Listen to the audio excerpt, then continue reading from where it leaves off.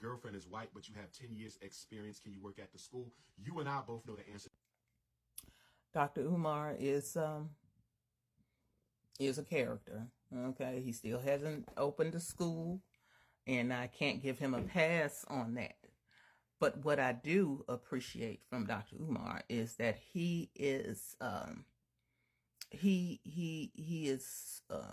steadfast in his stances. I have been, well, first of all, let's talk about American propaganda. Okay, we all grew up, Gen X, Dr. Umar is Gen X just like me. We all grew up with this whole idea of you love who you love, and you love them, and you love, love, love. See, but what you did not recognize is the powers that be. The powers that be are not racist. The powers that be are capitalists. The powers that be are oligarchs. And the only use they have for this whole white supremacist thing is to be allowed to continue to plunder and not be held accountable. Okay?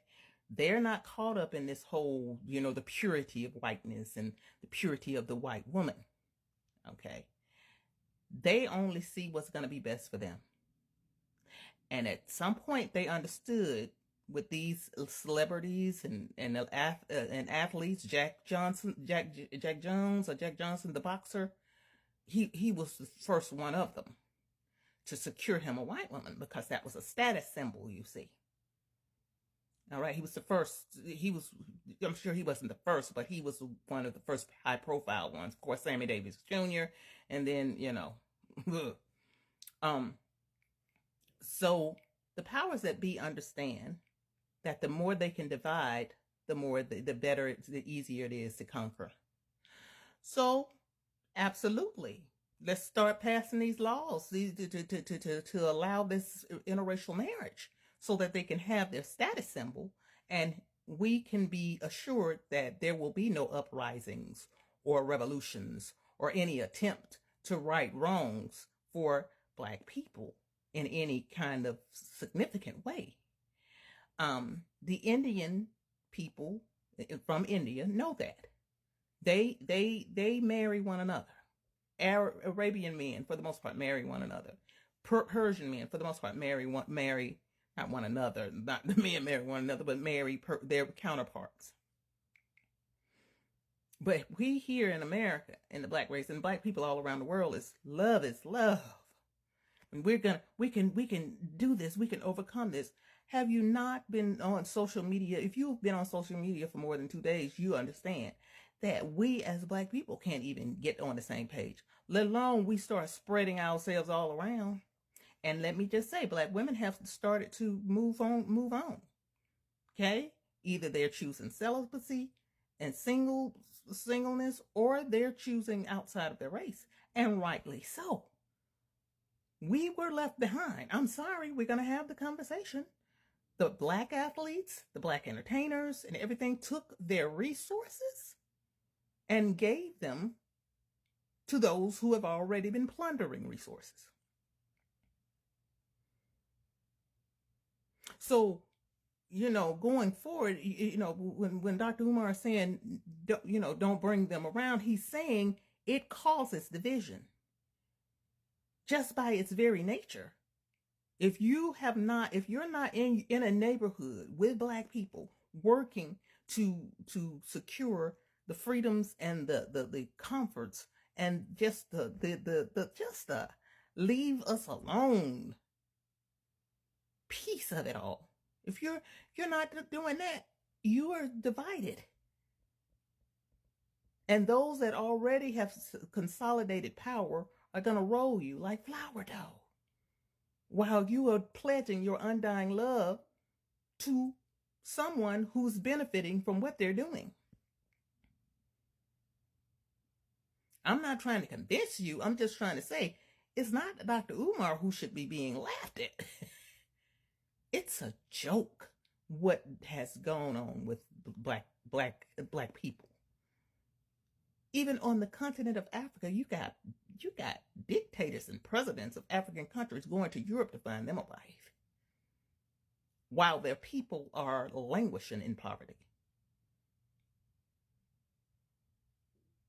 Not all of the people, but the divide is pretty. The gap is pretty large. I noticed that the new leader of Burkina Faso has a black wife. The new leader of what's the country? Oh Lord, I forgot. He's the youngest to ever be elected, but I think he has a black wife because they understand that if we're going to secure this thing, and the power line is divided along race, then we have got to be on one accord. And that does not mean we hate all white people. That means we love one another, and we are going to do what it takes to make sure that we are safe, secure, and we have secured our resources. But keep laughing, honey. And I want to say to Dr. Umar, I think that ship done sailed, sir. Because black women is going on about their business for the most part. Yeah. We're not going to stay and linger and say, well, maybe he'll come. We ain't doing that no more. I went out on a date last weekend. No, it wasn't last weekend. Anyway, with a European man. No, it did not work out. But will I go out on a date again with whomever? European, Asian, whatever. I most certainly will. And I will move on with my life. If I find a decent black man, certainly will. But am I going to punish myself because black love and we got to stick together? Because see, that's what black women have been doing all this time. See, because the black men with the resources who could get out were choosing white women. And when they chose us, Matthew knows, guess what happened? Now, he ain't the only one to ever do it, but guess what? Guess what happened, JC? You see what I'm saying? But y'all expecting us to just continue to hang around and be drugged down to the ground, and we're holding it down to be a strong black woman? Not on my watch. Not at my expense or the expense of any of my generation of women. Y'all go ahead. Love who you want to love, but don't think we're going to be here holding nothing down. And in that sense, the ship has sailed on this Pan-Africanism, especially with the diaspora being in the state that it is, and in terms of relating to one another. Unless black people decide this is the group that's leading us, we will hear what they have to say and we will move on one accord. Once leadership has been established, that's the leadership that's in place, and no one should challenge it. We should work within that leadership to move us towards a common goal. But hey, I'm just a woman in here on Easter Sunday and had her sunrise ceremony, chilling.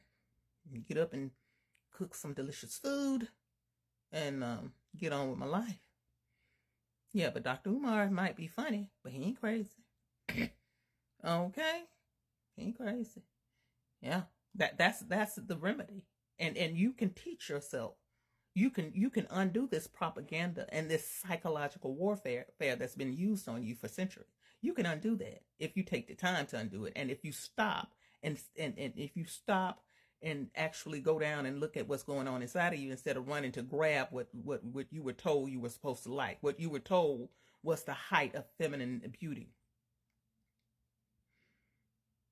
But keep laughing and inviting Dr. Umar on these shows, and instead of having substantive discussions about what would help your people, bring on these young white women to taunt and play games and be I'm not going to say the word, but the word that Dr. Umar uses quite often starts with the C. It's very sad. And that's all I have to say about that.